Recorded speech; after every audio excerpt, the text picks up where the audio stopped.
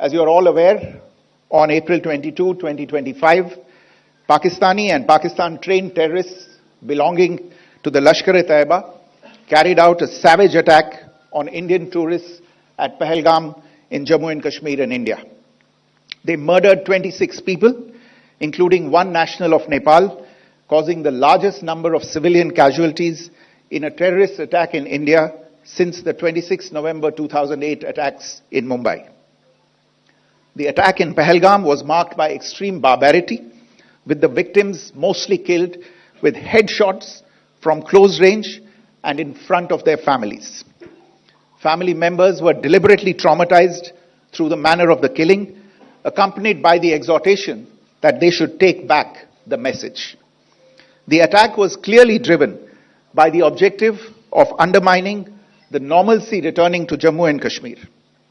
In particular, it was designed to impact the mainstay of the economy, tourism, with a record 23 million tourists visiting the valley last year. The calculation, presumably, was that harming growth and development in the Union territory would help keep it backward and create fertile ground for continued cross-border terrorism from Pakistan. The manner of the attack was also driven by an objective of provoking communal discord, both in Jammu and Kashmir and the rest of the nation. It is to the credit of the government and the people of India that these designs were foiled. A group calling itself the Resistance Front has claimed responsibility for the attack. This group is a front for the UN-proscribed Pakistani terrorist group Lashkar-e-Taiba. It is notable that India had given inputs about the TRF in the half-yearly report to the monitoring team of the UN's 1267 Sanctions Committee in May and November 2024, bringing out its role as a cover for Pakistan-based terrorist groups.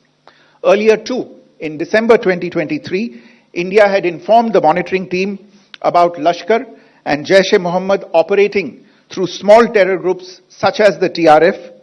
Pakistan's pressure to remove references to TRF in the April 25 UN Security Council press statement is notable in this regard. Investigations into the Pahalgam terror attack have brought out the communication notes of terrorists in and to Pakistan. The claims made by the Resistance Front and their reposting by known social media handles of the Lashkar-e-Taiba speak for themselves. Identification of the attackers based on eyewitness accounts as well as other information available to law enforcement agencies has also progressed. Our intelligence has developed an accurate picture of the planners and backers of this team. The features of this attack also tie in with Pakistan's long track record of perpetrating cross-border terrorism in India, which is well documented and beyond question. Pakistan also has a well-deserved reputation as a haven for terrorists from around the world, with internationally proscribed terrorists enjoying impunity there.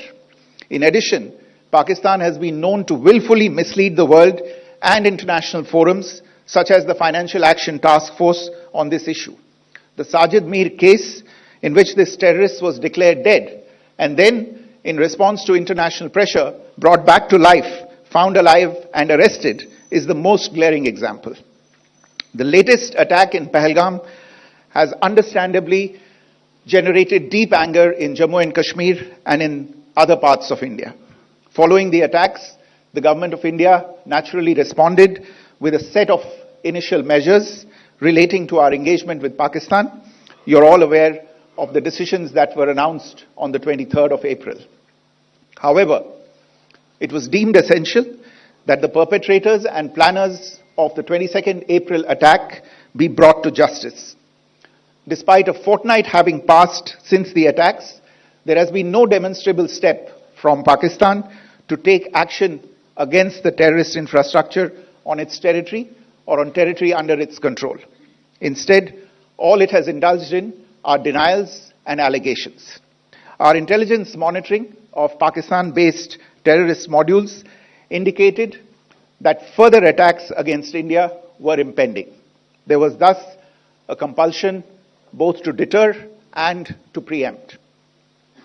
Earlier this morning, as you would be aware, India exercised its right to respond and preempt as well as deter more such cross-border attacks. These actions were measured, non-escalatory, proportionate, and responsible. They focused on dismantling the terrorist infrastructure and disabling terrorists likely to be sent across to India.